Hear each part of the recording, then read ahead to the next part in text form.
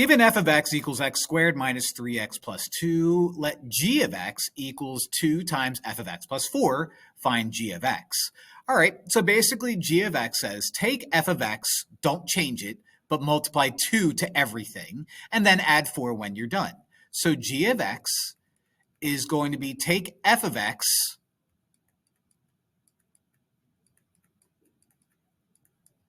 multiply 2 to it, and then add 4 when you're done.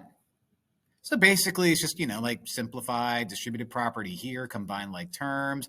This becomes 2x squared minus 6x plus 4, and then plus 4 drops down.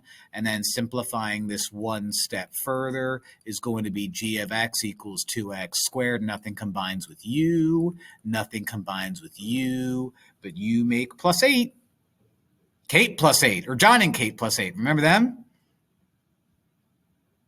John Goslin, Kate somebody. Thanks for watching.